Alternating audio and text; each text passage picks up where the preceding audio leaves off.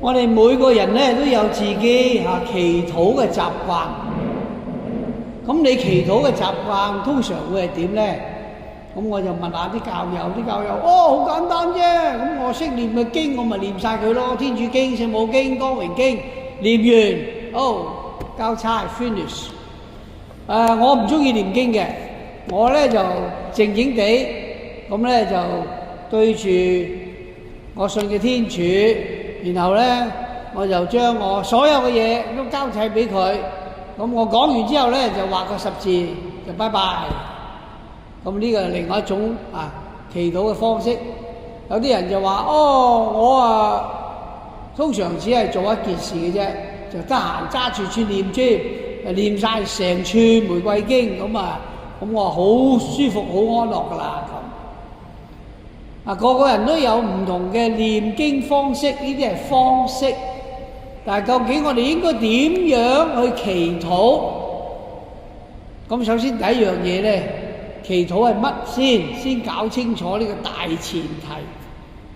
祈禱就係講我哋同天主嘅關係，喺祈禱之中就係建立呢一個關係。耶穌自己都時常祈禱，而今日我哋讀嘅馬竇福音第10章呢一度都係耶穌嘅一個祈禱。咁佢祈禱一開始佢就話：父啊，點解佢會咁講呢？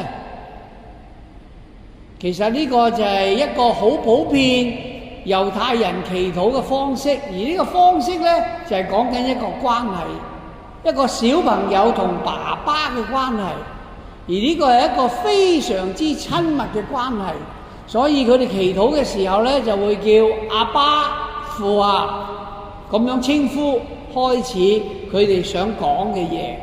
所以耶穌因為佢係猶太人，佢都同父有呢個非常之親密嘅關係，所以佢開始祈禱嘅時候，佢都會講父啊。咁有人就研究過咧，喺成本福音之中咧，你知唔知道耶穌就係講呢個父啊講咗幾多次咧？180幾次。咁即係話耶穌咧喺佢整個嘅生命之中，喺佢每一日生活之中，佢都會同父建立呢一個關係，都會喺祈禱之中去呼喊佢嘅父親阿爸父啊。咁所以即係好似好簡單，如果我有心事，我唔會係人都話俾佢聽噶嘛，係咪？我點知講咗之後佢會爆晒我啲嘢出嚟㗎？咁我會同邊個講啊？老友記啦，我嘅死黨啦，或者我兩個真係心照不宣，乜嘢都傾得，乜都講得，咁我哋可以講心事。但我唔會隨便咁同一個陌生人或者我信唔過嘅人將我嘅心事話俾佢聽。同樣，當你祈禱嘅時候，你都可以問下你自己，你同天主嘅關係係咪有呢一種咁嘅老友記、死黨，乜都可以講嘅咁嘅關係呢？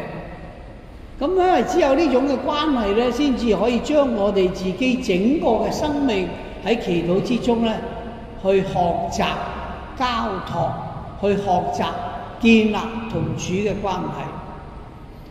喺耶穌嘅祈禱入邊，今日嘅福音特別提醒咗我哋幾件事。第一件事呢，就係唔好懶聰明，因為你自以為自己好叻、好聰明呢，耶穌講乜你都聽唔入。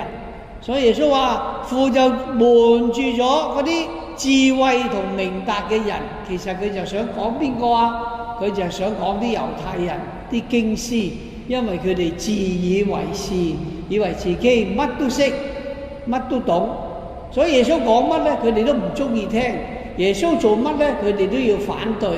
所以咧，佢哋時常只係揾機會睇下點樣可以陷害耶穌，而唔係接受耶穌嘅教導。咁邊個人可以聽到啊？耶穌用咗個好得意嘅形容，就係小孩子。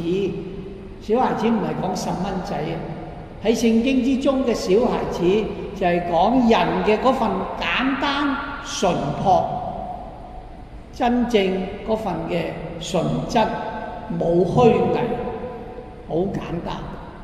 呢啲人就係最容易接受天主嘅教導，跟隨耶穌所講嘅去生活。然之後耶穌再次提醒我哋，話俾我哋知，喺生活之中必然會係勞苦，喺生活之中我哋都有好多重擔，不過唔使驚，呢個係必然嘅事，人生就會係咁噶啦。咁所以當我哋面對呢啲嘢嘅時候，要有一個咩態度啊？跟我學習，跟耶穌去學乜嘢啊？跟住嗰句佢就話良善心謙，所以要面對困難，面對挫折，面對失敗，一日好多情緒嘅時候，你唔好做佢嘅奴隸，你應該做自己嘅主人，去學習點樣去處理，而處理最好嘅方法就係學習主耶穌一樣，有一份良善心謙嘅心。呢個正正就係剛才我哋聽第二篇讀經，保祿宗徒講得好清楚，話俾我哋知，我哋唔好隨從我哋自己嘅肉性去生活，因為肉性嘅生活只係使到我哋容易跌倒、犯罪、離開天主。所以我哋要開放我哋自己，迎接天主聖神進入我哋嘅生命裏邊，因為只有隨從聖神去生活，我哋先會得到新嘅生命，我哋先至能夠使到我哋嘅生活，我哋嘅表現可以咁話與眾不同。點樣唔同法啊？好簡單，喺加拉達人書第5章，保祿好清楚咁話，如果一個人嘅心入邊充滿咗聖神，呢個聖神去指導佢，使到佢生活嘅時候啦，佢自自然然我哋可以睇到佢嘅行為，佢嘅表現係溫和，係慈善，係關懷，係平安，係一切美好嘅嘢都會從佢嘅說話，從佢嘅行為，從佢嘅表現嗰度，我哋可以睇得到。所以我哋都要留意我哋自己嘅言行，究竟我哋有冇聖神帶領我哋去生活，使到我哋能夠成為一個良善心謙嘅人，一個充滿咗愛嘅人。我哋能夠時常都流露出天主俾我哋呢份嘅禮物同恩典，抑或我哋仍然固然按照我哋嘅人性、我哋嘅肉性去生活，使到我哋時刻都會跌倒犯罪。最後耶穌話：我嘅軛係柔和，我嘅擔子係輕鬆。代表咗乜嘢啊？代表咗只要我哋真係全心信賴同埋跟隨佢，雖然你唔會事事如意、萬事稱心、冇晒困難、冇晒痛苦，唔會。呢啲係我哋生活必然會面對嘅一切。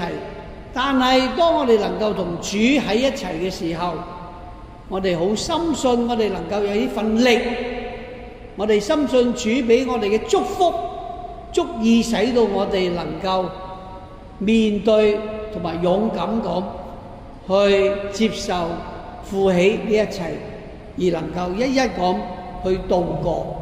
所以今日嘅聖經好簡單，話俾我哋知，第一，留意你嘅祈禱係咪同天主建立關係？呢份係乜嘢嘅關係？喺呢個關係入邊提醒我哋要謙卑，唔好自以為善。我哋要留意係咪聖神帶領住我哋去生活，抑或我哋只係隨從自己肉性去生活。最後讓我哋跟耶穌去學習，使到我哋能夠成為一個良善心謙嘅人，能夠有呢份嘅力量去面對我哋生活嘅一切。